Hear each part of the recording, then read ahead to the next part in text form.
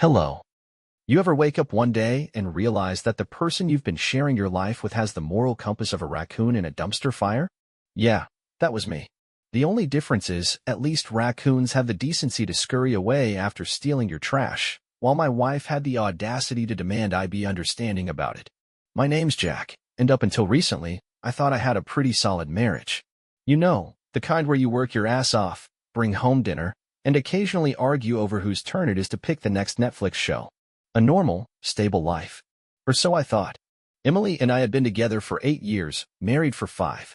She was smart, charming, and had a talent for making everything seem effortless, especially lying. We had what most people would call a comfortable life. A modest house, decent jobs, and the kind of predictable routine that makes you think, yeah, this is what adulthood is supposed to be like. But looking back, the cracks had been forming for a while. She started coming home late, her phone was always face down, and she suddenly developed a newfound interest in girls' trips, which, considering she had like 2 female friends, seemed a little odd.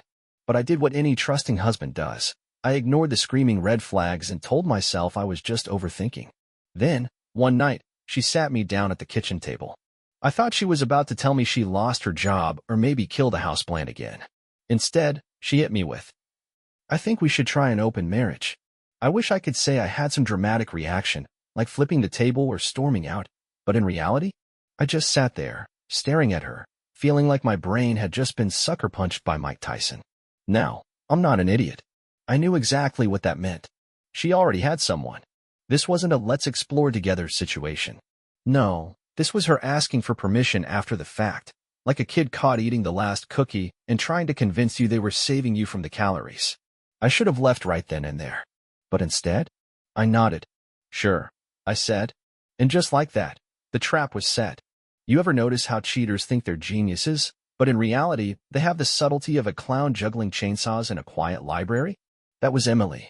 She thought she was playing me, but what she didn't realize was that I had already picked up the rulebook and written a few new pages. After she dropped the open marriage bombshell, I did what any reasonable husband would do. I pretended to think about it. Really gave it some deep introspection. I even read a couple of articles, nodded thoughtfully when she brought it up again, and acted like I was considering what this would mean for our relationship. Meanwhile, I was doing my own research not on polyamory, but on exactly how I was going to dismantle her world piece by piece. The first thing I did? I didn't react. That probably threw her off more than anything. Most men in my position would have either lost their minds or immediately left. Not me. I just smiled and said, "Let's talk about the rules." Oh, Emily loved that. She thought she had one. I could see it in her eyes, the smug little glint of someone who just successfully pulled off a bank heist and is already making shopping lists for what they're going to buy. We spent the next few days setting up boundaries, because apparently, even cheating requires structure. She wanted things like, no sleeping with mutual friends, no talking about details, no falling in love with anyone else. Oh, the irony of that last one. And because I wanted her to trust me, I played along. I agreed.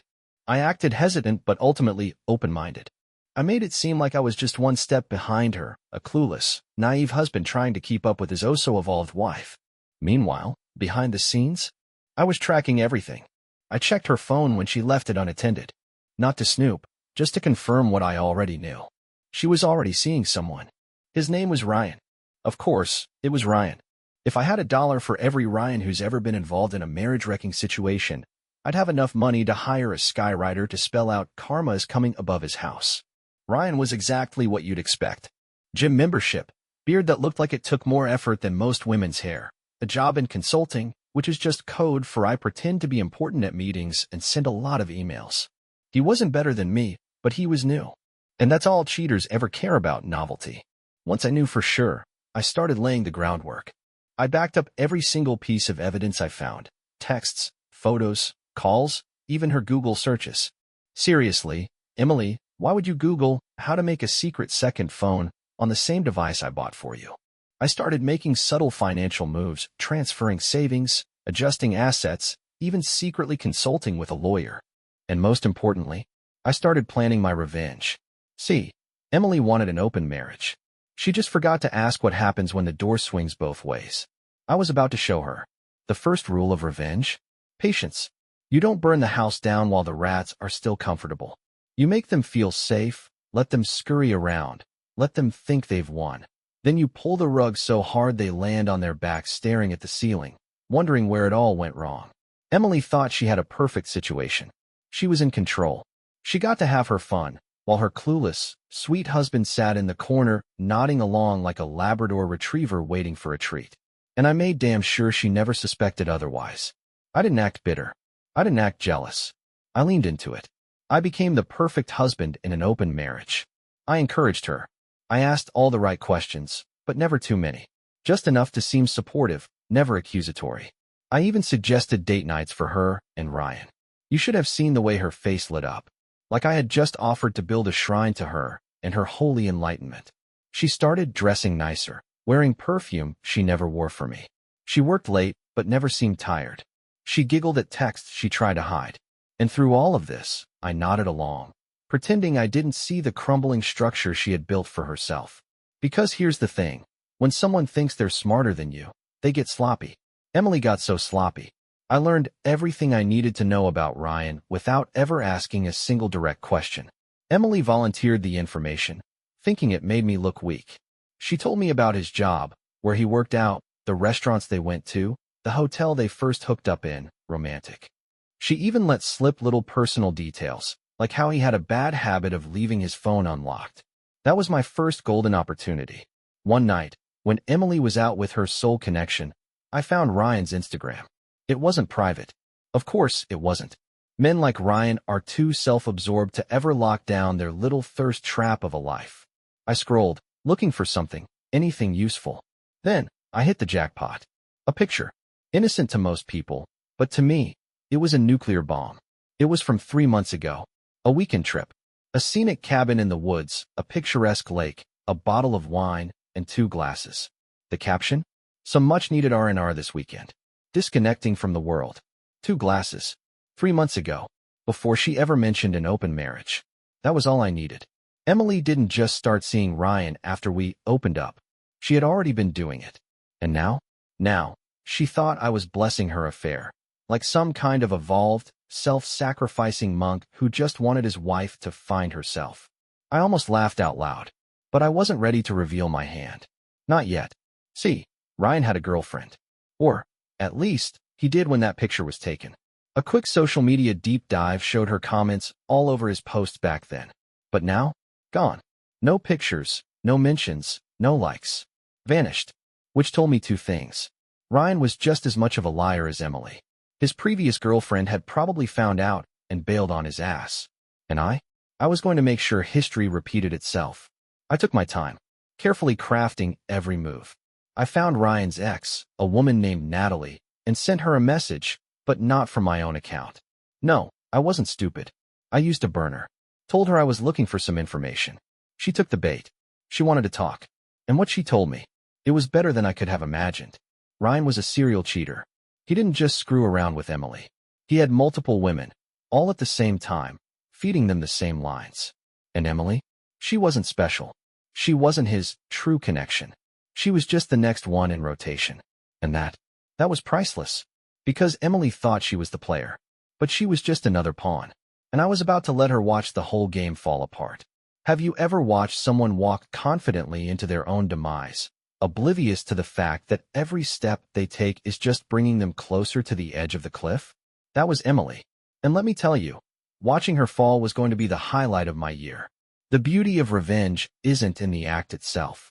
It's in the anticipation, the slow build-up, the careful orchestration of every little detail so that when the moment finally comes, it doesn't just hurt, it completely destroys. And that's exactly what I had planned. First, I had to secure my own position. I'd already started shifting money into a personal account, separating my finances so that when the inevitable explosion happened, she'd be left picking up the wreckage alone. I made sure my name wasn't attached to any joint liabilities, credit cards, loans, nothing. If she wanted an open marriage, she was about to learn how open-ended her financial security really was. Then, I set the stage. Emily had been so busy with Ryan that she barely noticed how much more relaxed I had become. I wasn't asking her questions anymore. I wasn't hovering or acting suspicious. I was encouraging her. letting her believe that I was truly coming around to this whole modern marriage thing. I even told her I was thinking of seeing someone myself, just to gauge her reaction. She hated that. The first crack in her perfect little dream world appeared when she tried to act supportive but couldn't quite hide the flicker of resentment behind her eyes. Suddenly, her open-mindedness seemed a little less enthusiastic when it wasn't all about her. It's funny how cheaters always want all the benefits with none of the consequences. But I let it slide. I wanted her to feel comfortable. I needed her to think I was still the fool in the equation. While she was busy juggling her double life, I was working behind the scenes. Ryan's ex, Natalie? She was eager to help. Turns out, she had been burned bad by Ryan and wasn't opposed to a little poetic justice. She gave me everything: old texts, screenshots, even a recording of a voicemail he left her while he was supposedly in a committed relationship with Emily. Oh, and the best part? Ryan had another girlfriend. Yep, Emily wasn't the only one in his life. She was just the current one. He had a third woman, some poor girl named Samantha, who had no idea that she was caught in the middle of Ryan's revolving door romance strategy. Now, armed with everything I needed, it was time to detonate the bomb. I picked my moment carefully. Emily had planned a little weekend getaway with Ryan, something romantic, something special. She told me she was going on a wellness retreat, because apparently, cheating on your husband requires regular spa treatments and meditation now. She packed her bags, kissed me goodbye, and told me to enjoy my weekend too. Oh, I was going to enjoy it. More than she could possibly imagine. As soon as she left, I got to work. First, I sent an email, an anonymous tip to Samantha, with just enough evidence to get her curiosity piqued. I didn't give her everything, just a couple of screenshots, enough for her to start asking Ryan some very uncomfortable questions. Then, I set up a group message between Emily, Natalie, and Samantha, using a burner account. The message? Ladies, it seems we all have something in common. His name is Ryan. Let's talk. And just like that, the dominoes began to fall. The responses were almost immediate. Samantha was shocked, Natalie was furious, and Emily? She went completely silent. Oh, I could just picture it, her sitting in some overpriced boutique hotel, sipping her wine, staring at her phone like she had just seen a ghost. But the real masterpiece? That was still to come. See, while Emily was busy scrambling to figure out how to contain the disaster, I was busy clearing out the house. I wasn't just leaving, I was making sure she came home to nothing. I packed up my things, took the dog, because let's be real, he always liked me more, and left behind a single envelope. Inside was a printed copy of her text with Ryan, the screenshots from Natalie, and a little handwritten note. You wanted an open marriage. Now you have one. Hope it was worth it. Then, I locked the door behind me and never looked back. That weekend, while Emily was watching her entire web of lies unravel before her eyes, I was already gone, living my best life. Having a beer with my friends, celebrating the fact that I had just pulled off the most satisfying act of revenge in marital history. And the best part? Emily still had no idea what was coming next. There's something poetic about watching a house of lies collapse. Not a dramatic, fiery explosion, but the slow, agonizing realization that everything you built was rotting from the inside the whole time. That's exactly what Emily was experiencing at that very moment. She had left for her perfect little wellness retreat with Ryan, thinking she had mastered the art of deception, that she had played me like a fool and walked away victorious. And yet, while she was sipping overpriced wine in a hotel bed, checking herself out in the mirror like the star of her own little fantasy, her phone was blowing up with messages that made her blood turn to ice. Natalie, the ex. Samantha, the new girlfriend. And me. One minute she was the queen of the game, the next she was just another player who didn't know the rules had changed. And Ryan? Well, he had no idea that the walls were closing in on him from 3 different sides at once. I wasn't there to witness the moment she read the messages, but I like to imagine it happened something like this. Emily lounging on white hotel sheets, feeling like the picture of freedom, her phone screen lighting up with the words that shattered her entire reality. Emily, we need to talk. Turns out we all have something in common. His name is Ryan. Then maybe a pause. A sinking feeling in her stomach. That awful, creeping sense of doom that cheaters feel only when they realize they're no longer in control. The heartbeat picks up. She clicks into the chat, sees proof. Screenshots of Ryan whispering the same sweet lies to all 3 of us, telling them they were special, that they were different, that he was falling for them. And suddenly, her beautiful little secret isn't so secret anymore. Panic. Maybe she sat up fast, spilling a little of that wine she was sipping so smugly just 5 minutes ago. Maybe she looked over at Ryan, her mind racing. How much did he know? Did he get these messages too? Was he seeing what she was seeing? Was he about to spin a new lie or admit defeat? The irony was Emily had no right to be mad. She was cheating too. But cheaters have a funny way of rewriting reality when they're the ones being betrayed. It's not the same when it happens to them. Suddenly, it's a personal attack, a violation, an injustice. I wouldn't be surprised if, in that moment, Emily felt just as betrayed as I had, even though she had been doing the same damn thing to me the whole time. But that wasn't even the best part. Because while Emily was busy drowning in shock, I was already gone. While she was scrambling to call Ryan and demand answers, I was emptying the house of everything I owned. While she was staring at her phone in horror, watching her dream world implode in real time, I was watching the last traces of my old life disappear in the rearview mirror. And then came the cherry on top. By the time Emily returned home, if she even dared to come back, she would find nothing. Not a couch, not a TV, not even a dirty dish in the sink. Just a cold, empty house and a single envelope sitting on the counter. Inside? A carefully curated collection of evidence, her text with Ryan, her hotel bookings, the messages from Natalie and Samantha, and, of course, a note from me. A simple message. Short, sharp, final. You wanted an open marriage. Now you have one. Welcome to your new life. No screaming. No fighting. No dramatic confrontation. Just emptiness. And the knowledge that she had finally, truly lost. Now, here's the thing about cheaters. They don't process consequences like normal people. They lie so much, so constantly, that they actually believe their own nonsense. They live in this delusional fog, convinced they'll always be one step ahead, always able to charm their way out of accountability. But when reality finally slaps them in the face, when the lie is stripped away and they're standing naked in their own destruction, they crumble. I wasn't sure how long it would take for Emily to try to reach me, but I knew it would happen. Maybe she'd start with pathetic little texts, pretending she had no idea what was happening. Babe, can we talk? I think there's been a misunderstanding. Then she'd probably pivot to outrage, claiming I was overreacting, acting like she had done nothing wrong. And if that didn't work, then would come the real desperation. The teary voicemails, the pleas for forgiveness, the I made a mistake confessions. But I wasn't going to hear a single word of it. Because I wasn't there anymore. While she was stuck in the wreckage, trying to make sense of the flame she had started, I was already miles ahead. I had a new place. A fresh start. My friends had my back.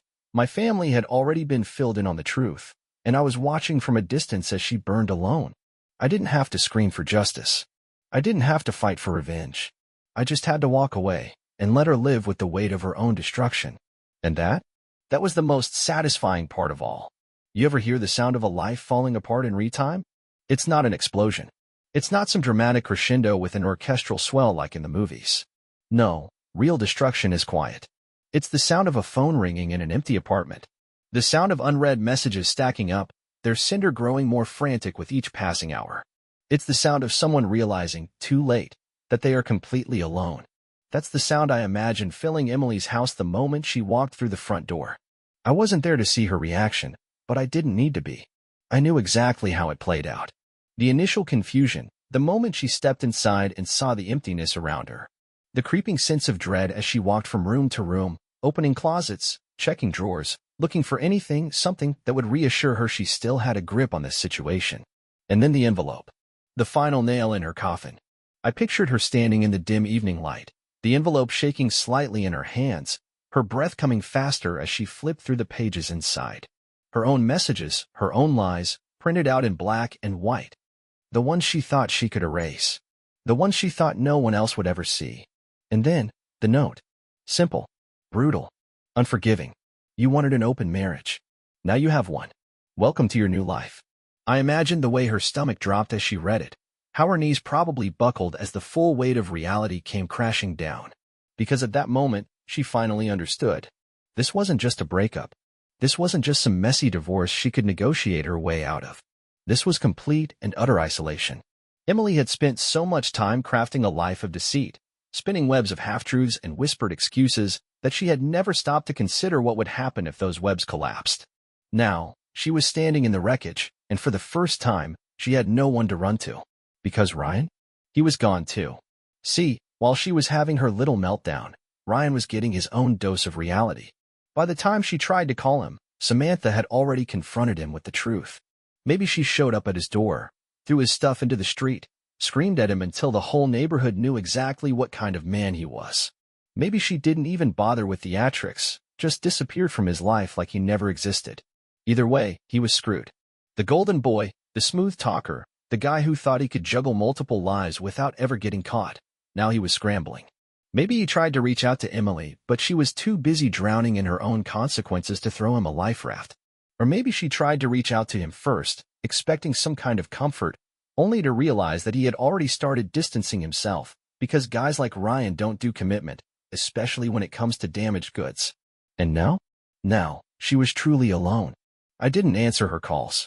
I didn't even bother listening to her increasingly desperate voicemails. The first few were angry, calling me a coward, accusing me of overreacting, telling me I was being childish. Then came the panicked ones, the ones where her voice cracked, where she started begging. Jack, please, can we just talk? Please, just answer. I made a mistake, okay? But we can fix this. I know we can fix this. And then, the worst ones. The ones where she was crying too hard to even finish her sentences, where her breath hitched and she sounded so small. I don't know what to do. I don't know what I was thinking. Please, don't do this. But I did. Because here's the thing. Cheaters always regret the outcome, never the act.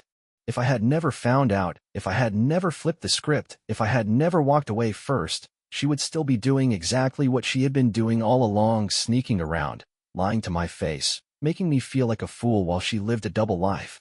Her tears, her regret, her desperate pleas, they weren't about losing me. They were about losing control. And I wasn't about to give her back that power. I changed my number, deleted my old accounts, blocked her on everything. She would never know where I went, what I was doing, who I became after she destroyed our marriage. That was the final piece of revenge. Not just walking away, but making sure she would never get closure. Because some betrayals, they don't deserve a happy ending. They deserve silence. And silence, my friends, is the loudest sound in the world. Bye-bye.